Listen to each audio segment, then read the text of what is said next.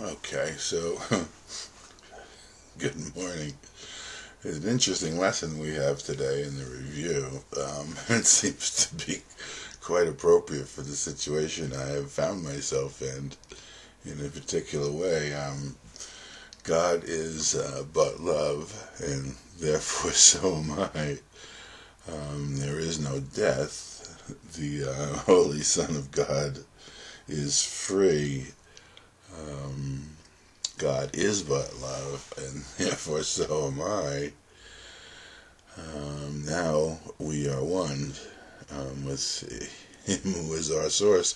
So the reason why I'm laughing this morning is, for many of you know, or maybe I've been under house arrest for something that happened a couple of years ago. And today, well, actually, it was at midnight. I finished serving my sentence, so I'm on my way in to have my ankle bracelet taken off, and so there is no death, and the Holy Son of God is free. This is just sort of an interesting moment that the lesson would read that, as I was going to be freed from the ankle bracelet and the need to document and log in my comings and goings. But as I was sitting here this morning, just being quiet and contemplating the lesson, this has been a theme for me in something I've been trying to convey throughout all of these the commentaries, is that there's a reassociation of our thinking going on within our mind as we undo the past associations of our thoughts within our thinking, from identifying with the ego to identifying with God. And this is another giant step, in a sense, because many of you already understand this, so I'm just sort of reiterating that which is part of your new understanding now, as you've gone through the lessons and have probably gone through these lessons in the past. So God is but love, and therefore so am I. There is no death. The Holy Son of God is free. Well, if God is but love, and therefore so am I, and the Holy Son of God is free, then obviously freedom and love, being free, freedom of being, and love is what God is. And we who have been created by the Creator, who now we're beginning to associate all things with Him: freedom, love, the idea that there is no death, because of the eternal nature of God and of ourselves, and the infinite abundance of the kingdom of life. So if God is love and God is freedom, and the kingdom of heaven, the kingdom of God, the kingdom of that we are, the extension of the kingdom is us, then life, as God extended it, is what freedom and love is. And therefore, so am I, because there's nothing outside of God, God being everything, and me not being capable of being separate from everything. I am that. I am what freedom, I am free, and I am what love is. Therefore, today, we are one, right now, in that realization, in the realization of God being everything. And to say God is all outside of God, there is nothing outside of you, there is nothing.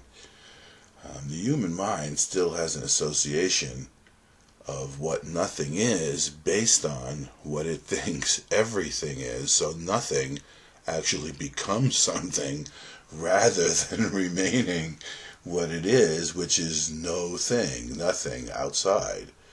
And it's hard, but that's a switch, that's a shift in our perception, and it's part of the reassociation that we are undergoing through the practice of these principles in these lessons. Um, when this first started to come over me in the dark night, and when I was at the end of my road, in the sense of thinking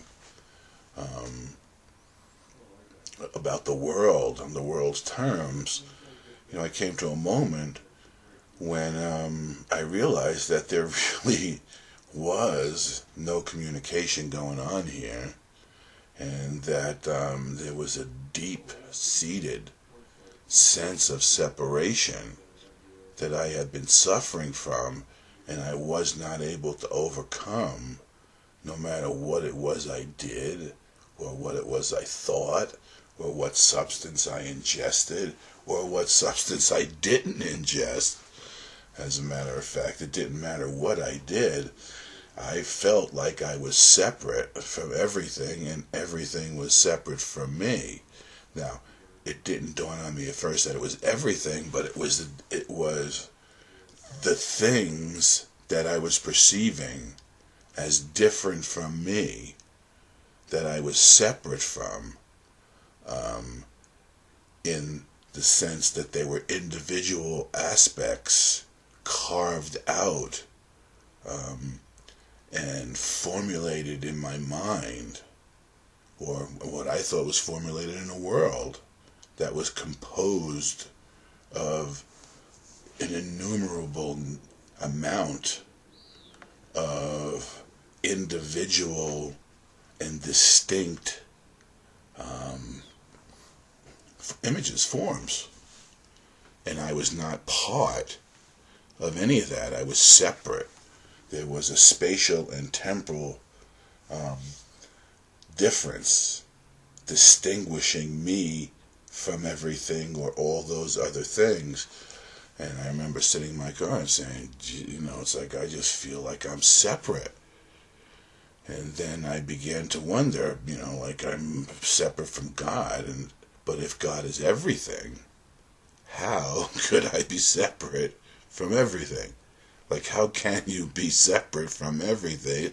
Where would you be in a condition of separation from everything?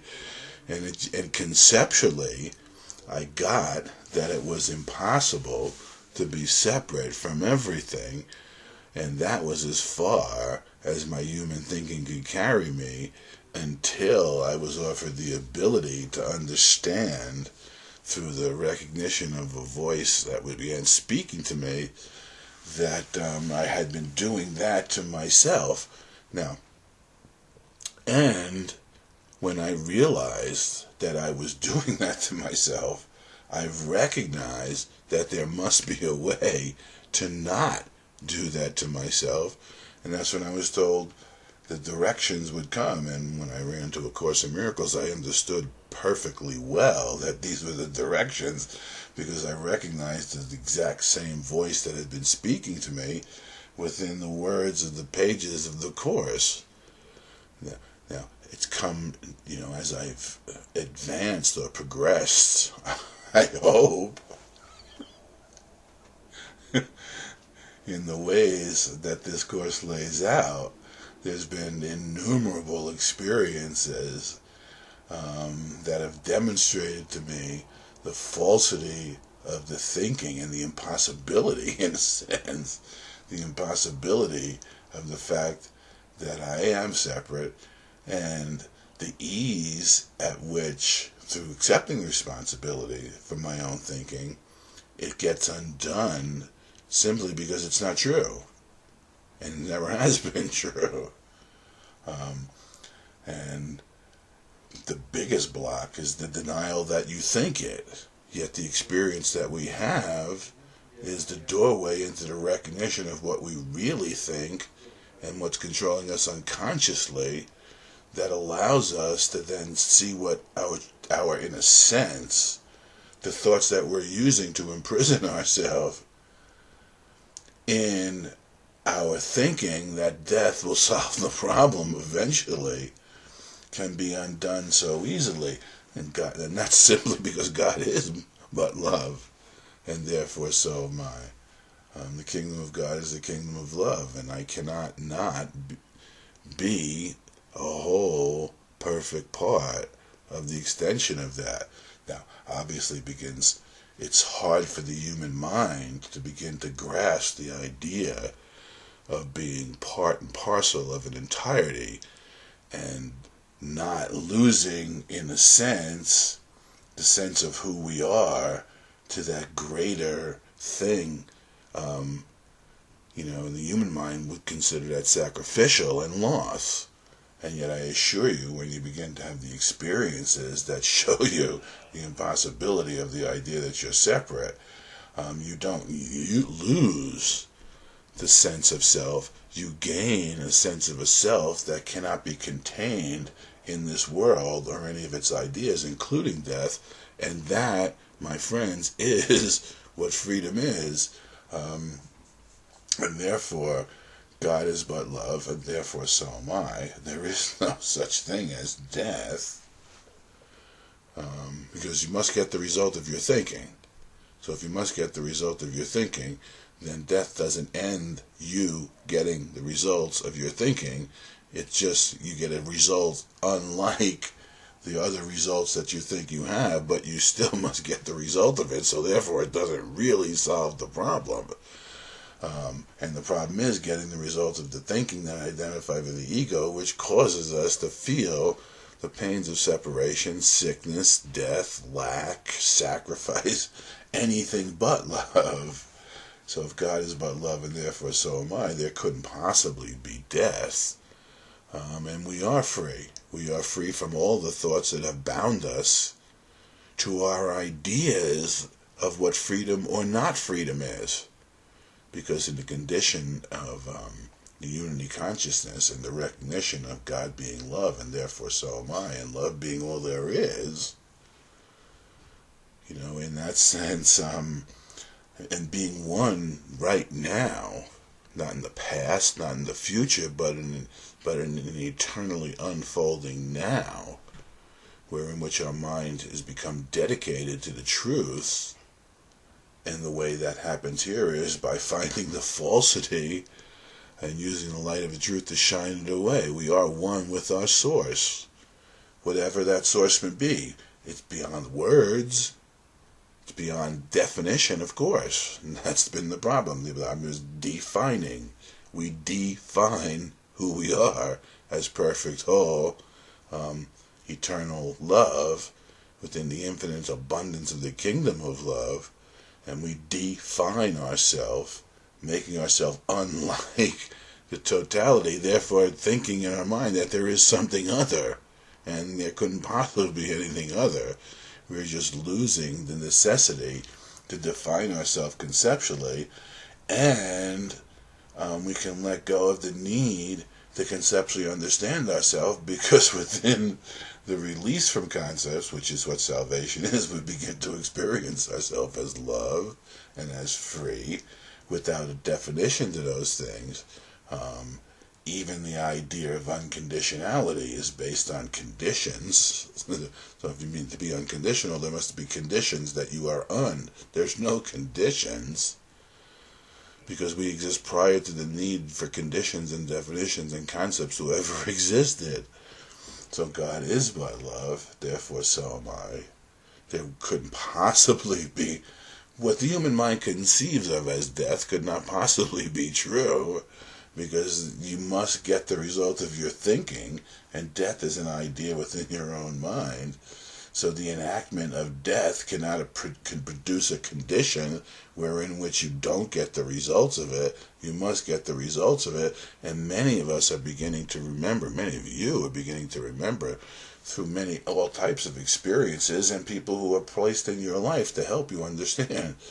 There was a musician named Dwayne Allman who had a dream one night. And in the dream, Jimi Hendrix, who already so-called died or passed on, came to him and taught him a song. Now, Jimi wasn't coming necessarily to teach him a song alone. Jimmy was coming to help Dwayne understand that there is no such thing as death, because in the worldly sense, Dwayne's death was imminent in that he did have a motorcycle accident and went somewhere other than where he could be seen by us who think we're alive and think those who die who are no longer seen by us are considered dead. But obviously, Dwayne was being prepared by Jimmy not to make another hit song, but to recognize that there is no such thing as that which he thought could occur, to remove the fear and trepidation from his mind, so he could be free from that ties that bind him to the ideas that are anything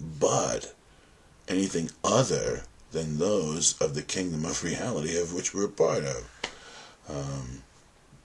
So God is but love, therefore so am I. There is no such thing as death. There is no death.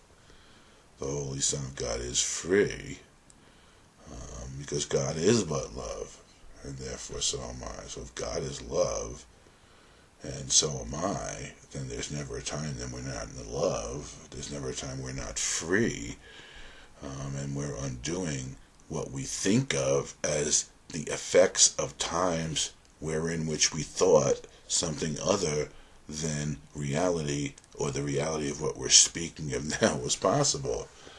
And in that sense, now that those things have been undone in our mind, we won within our own recognition of the source of life itself as the love and freedom that life is, and extends eternally and infinitely within the abundance of the creative reality of which we participate.